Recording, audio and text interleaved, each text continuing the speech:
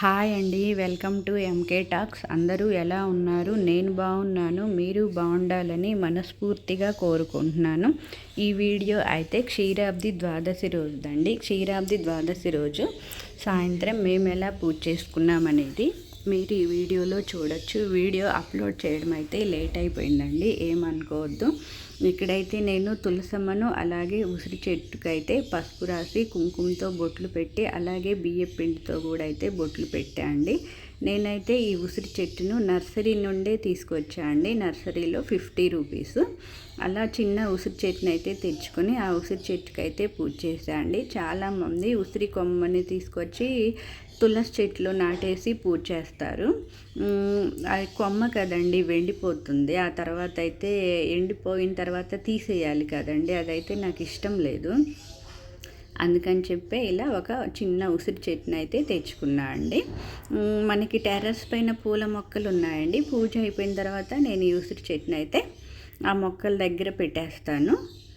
ఇక్కడైతే అంతే అండి, తులసమ్మకు ఉసిరి చెట్టుకి అయితే పసుపు రాసి కుంకుమ బొట్లు పెట్టి అలాగే బియ్యం పిండితో కూడా బొట్లను అయితే పెట్టుకున్నా అండి. మనకి ఇంట్లో ఎక్కడ పెట్టుకోవడానికి ప్లేస్ లేదండి, అందుకని చెప్పి నేను ఇలా చిన్న చిన్న కుండీల్లో అయితే పెట్టాను.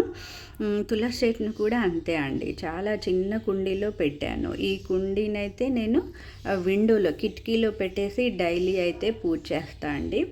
మనకి పెట్టుకోవాలని ఇంట్రెస్ట్ ఉండాలి, కానీ తులసి కోటే అవసరం లేదండి. ఇలా చిన్న చిన్న డబ్బాల్లో కూడా పెట్టుకోవచ్చు. మరి మనకి ప్లేస్ లేనప్పుడు ఇంకా తప్పదు కదండి.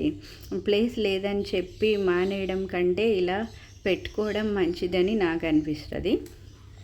నెక్స్ట్ ఇక్కడైతే ఒక పీటను తీసుకొని పీటకు కూడా పసుపు రాసి బియ్యం పిండితో ముగ్గును పెట్టుకొని పీట పైన ఎల్లో కలర్ క్లాత్ వేసి క్లాత్ పైన కూడా ఇలా ముగ్గు జల్లెళ్ళు అయితే దొరుకుతూ ఉంటాయండి గుడి బయట. ఆ ముగ్గు జల్లెళ్ళ పైన బియ్యం పిండిని వేసి అలా ముగ్గులు అయితే పెట్టుకొని ఇదిగోండి తులసమ్మని అలాగే ఉసిరి చెట్టును నేనైతే ఇలా రెడీ చేసుకున్నా అండి.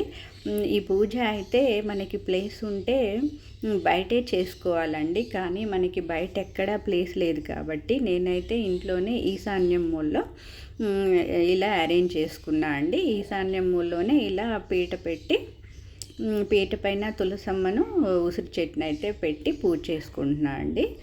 ఇక్కడైతే ఇద్దరికి పూల దండలను అయితే ఇలా వేశాను. పూల దండలతో ఇలా అలంకరించి, ఈ కాటన్ దండలు అయితే మనకి మార్కెట్లో దొరుకుతూ ఉంటాయండి. నేనైతే అక్కడ తీసుకొచ్చాను, సూపర్ స్టోర్లలో దొరుకుతూ ఉన్నాయి.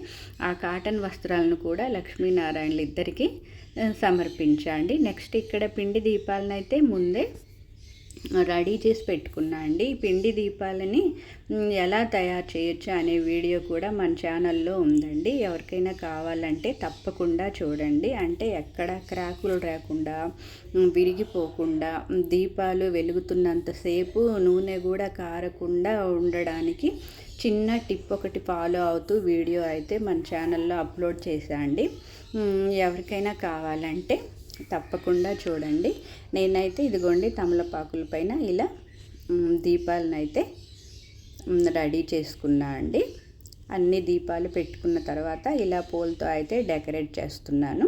నేను ఈ కార్తీక మాసం మొత్తం నువ్వుల నూనెతోనే దీపాలను అయితే పెడుతూ ఉన్నానండి. మనం సంవత్సరం మొత్తం పెట్టలేకపోవచ్చు, కనీసం ఈ కార్తీక మాసం మొత్తమైనా సరే నువ్వుల నూనెతో దీపాలు పెడదామని చెప్పి నువ్వుల నూనె అయితే తీసుకొచ్చా అండి. ఈ నువ్వుల నూనె కూడా నేను మిల్లు దగ్గర ఆడిస్తూ ఉంటారు కదండి, అక్కడైతే తీసుకున్నాను. అలాగే 2 ఒత్తులను కలిపి ఒక ఒత్తిగా చేసి ఇలా బియ్యం పిండి దీపాలను అయితే పెట్టుకున్నా అండి. దీపాల వెలుగులో ఆ లక్ష్మీనారాయణని చూస్తే నాకు ఎందుకో చాలా హ్యాపీగా అనిపించింది.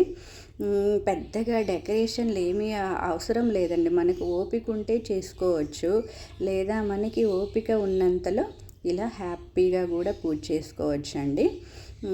నేనైతే ఇలా సింపుల్గానే చేస్తూ ఉంటా అండి, ఎందుకంటే మనకి హెల్పింగ్ హ్యాండ్ లేదు. పెద్ద పెద్ద డెకరేషన్లు కూడా నాకు అంతగా తెలియదండి. అలా అని చెప్పి నేను బద్దకిచ్చి చేయడం అయితే మానేను. నాకు ఓపిక ఉన్నంతలో ఇలా అయితే రెడీ చేసుకొని చేసుకుంటా అండి. ఇక్కడ పూజనైతే మా బాబు చేస్తున్నా అండి. తనకైతే చాలా ఇంట్రెస్ట్ అనమాట పూజ చేయడం. నేను చేస్తానమ్మా అంటే పిల్లలతో చేయించొచ్చా లేదా ఇవేమీ ఆలోచించలేదండి. తను పూజ చేస్తా అనడమే నాకు చాలా మంచి విషయంగా అనిపించింది. అందుకని చెప్పి ఓకే అన్నాను. ఇక్కడైతే పసుపు గణపతిని అయితే పెట్టుకున్నామండి. ఫస్ట్ మనం గణపతికే కదండి పూజ చేయాలి. అందుకని చెప్పి పసుపు గణపతిని పెట్టుకొని పసుపు గణపతికి పూజ చేసిన తర్వాతే ఇంకా పూజనైతే స్టార్ట్ చేసామండి. ఈ పూజలో ఎటువంటి విఘ్నాలు లేకుండా చూడు నాయన అని చెప్పి గణపతికి దండం పెట్టుకొని పూజనైతే స్టార్ట్ చేసాము. గణపతి దగ్గర కూడా కొంచెం పసుపు కుంకుమ అలాగే పూలు అక్షింతలు సమర్పించి ఆయనకి నమస్కారం చేసుకొని ఫోన్లో విష్ణు సహస్రనామం అయితే పెట్టుకున్నామండి. విష్ణు సహస్రనామం ప్లే అవుతూ ఉంటే మేమైతే పూజ చేసుకున్నాము. మా బాబు కూడా విష్ణు సహస్రనామంలో ఈశ్వర ఉవాచ ఉంటుంది కదండి. శ్రీరామ రామ రామేతి రమే రామే మనోరమే సహస్రనామ తత్తుల్యం రామనామవరాననే రామనామవరానన ఓం నమ ఇతి అనే మంత్రాన్ని చదువుతూ పూజనైతే చేస్తున్నా అండి. ఇలా చిన్న చిన్న మంత్రాలైనా పిల్లలకి నేర్పిస్తూ ఉంటే వాళ్ళు అలా చక్కగా చెప్తూ ఉంటే మనకు కూడా చాలా హాయిగా అనిపిస్తుంది కదండి. మా బాబుకి అయితే ఇంట్రెస్ట్, అందుకని ఏమైనా చిన్న చిన్న శ్లోకాలు ఉంటే నేనైతే చెప్తూ ఉంటా అండి. తను కూడా ఇంట్రెస్ట్గా నేర్చుకుంటాడు. అంతే అండి. పూజ అంతా అయిపోయిన తర్వాత మా బాబాయ్ హారతిని అయితే ఇచ్చాడండి. తనకి పిల్లలు కదండి అన్నీ సరిగా తెలియదు. అందుకని చెప్పి నేను పక్క నుండి అన్నీ చెప్తూ ఉంటే తను కూడా చాలా శ్రద్ధగా చేస్తూ ఉంటాడు. అంతే అండి, పిల్లలకి మనం ఏది చేస్తూ ఉంటే వాళ్ళు కూడా అదే చూసి నేర్చుకుంటారు. తనైతే హారతిస్తూ గంట కొట్టడం అయితే మర్చిపోతున్నాడండి. అంటే పాపం అలవాటు లేదు కదండి, 2 పనులు ఒకేసారి చేయాలంటే తను గంట కొట్టడం మర్చిపోతూ ఉన్నాడు. నేనైతే పక్కన కూర్చొని చెప్తూ ఉన్నానండి, ఇలా గంట కొడుతూ హారతి ఇవ్వాలి అని చెప్పి. సరే అని చెప్పి తను కూడా అలాగే చేస్తూ ఉన్నాడు.